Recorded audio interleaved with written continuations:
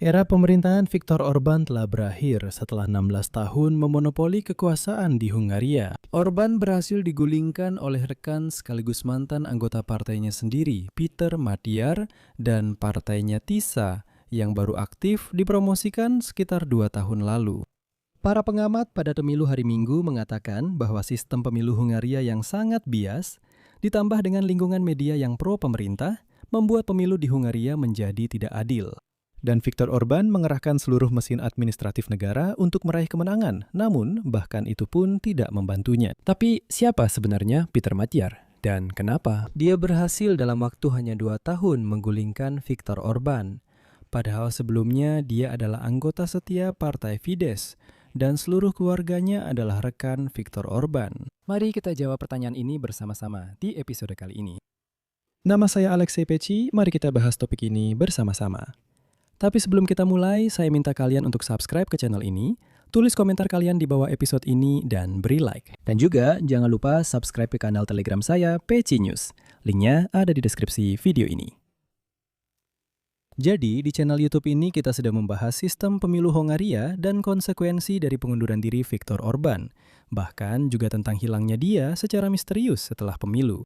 Dan juga tentang keluarga Viktor Orban yang buru-buru terbang meninggalkan Hungaria. Kalau kalian ketinggalan, saya sarankan untuk subscribe ke channel ini, lalu kembali dan tonton videonya. Di episode kali ini, kita akan membahas siapa sebenarnya Peter Magyar. Peter Magyar bahkan terlihat jauh lebih baik daripada Viktor Orban, harus diakui. Dalam kondisi fisik yang baik, berpakaian elegan, dan di usianya yang 45 tahun, dia sekitar 17 tahun lebih muda dari Orban. Peter Magyar, yang nama belakangnya berarti orang Hungaria, berasal dari keluarga kaya di Budapest. Di antara kerabatnya ada pengacara dan hakim. Juga, yang sangat penting, mantan Presiden Hongaria Ferenc Madl yang menjabat sebagai Presiden Hongaria dari tahun 2000 hingga 2005 selama masa jabatan pertama Viktor Orban sebagai Perdana Menteri. Dan ini baru permulaan bagaimana Peter Magyar sangat erat kaitannya dengan Viktor Orban.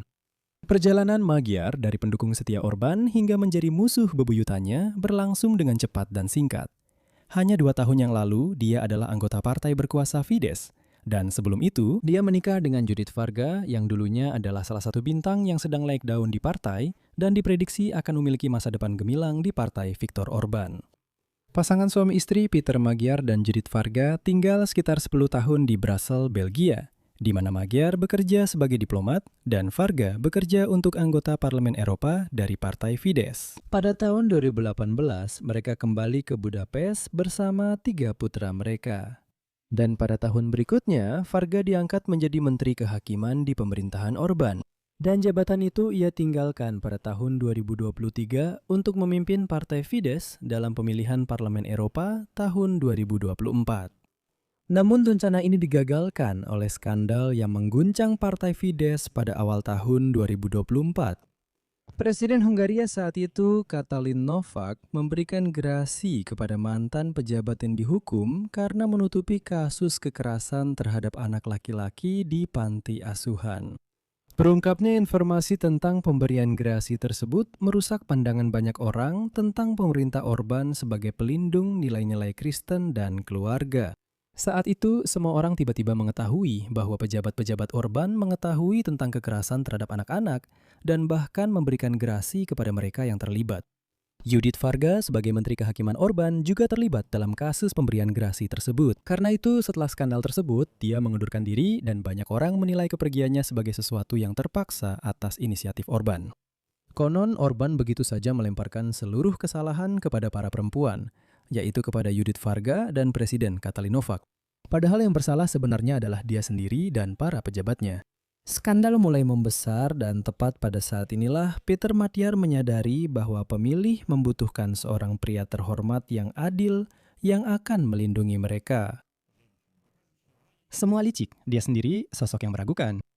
Pada Februari 2024, Peter Magyar yang saat itu masih menjadi anggota Partai Fidesz memberikan wawancara sensasional menuduh Orban dan sekutunya menutupi skandal pengampunan dengan melibatkan perempuan.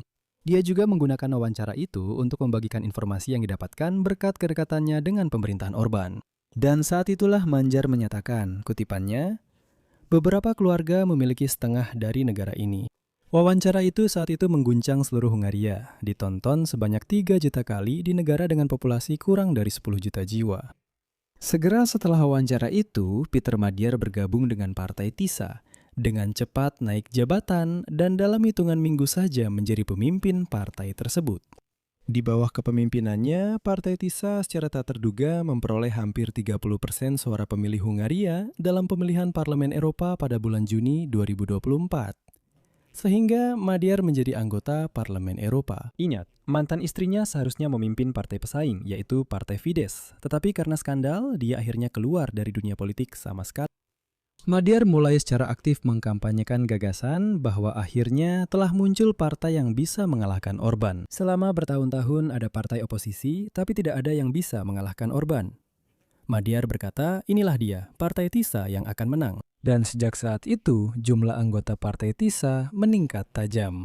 Di sini saya ingin mencatat bahwa TISA adalah singkatan dari kata-kata dalam bahasa Hungaria yang berarti penghormatan dan kebebasan, serta nama sungai besar di negara itu. Dan karena itu, Magyar menciptakan slogan keren seperti Partai TISA dengan cepat membanjiri seluruh Hongaria.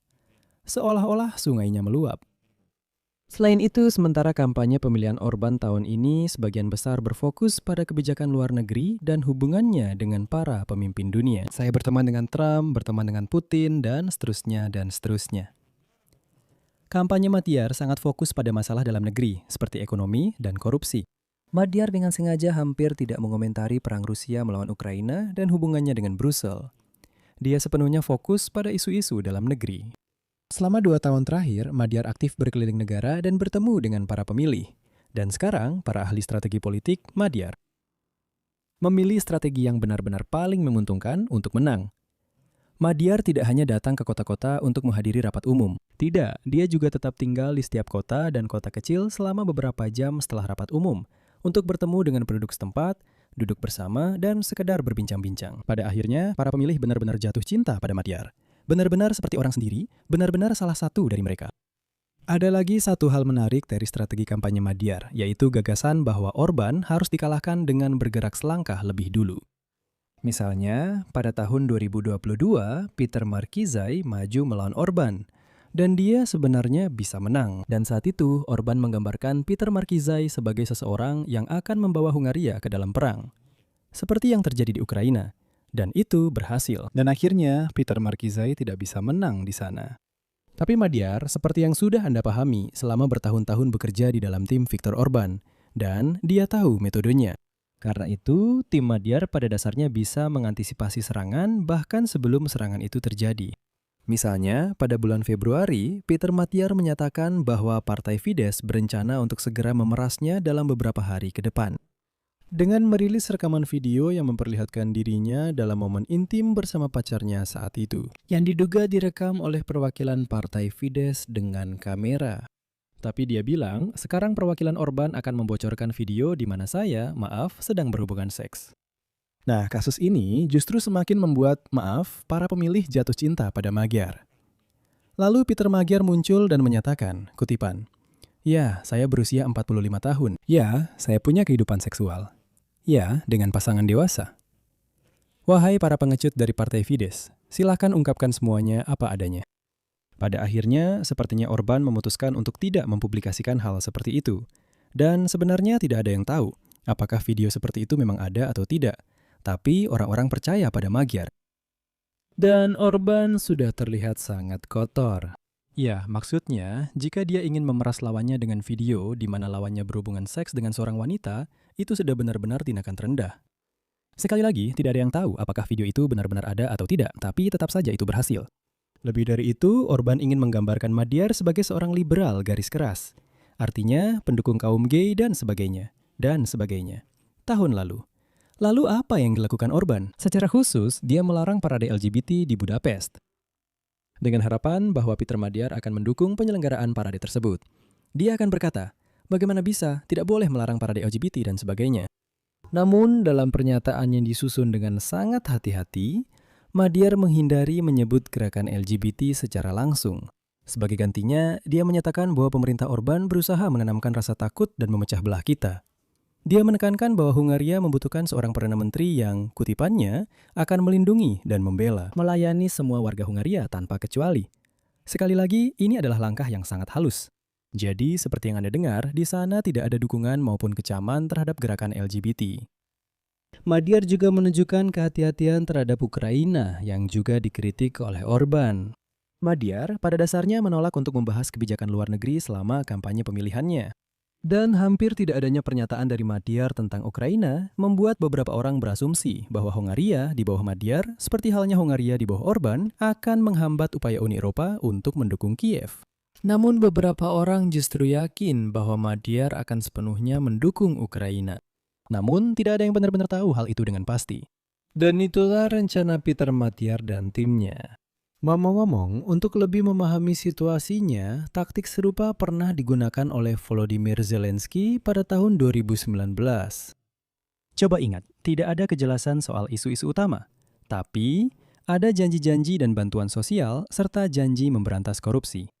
Dan baru ketika sudah jelas bahwa Partai TISA menang, Peter Magyar menyatakan bahwa dia tidak akan memblokir kredit Eropa untuk Ukraina sebesar 90 miliar euro. Dan Rusia tidak akan menjadi teman Hongaria.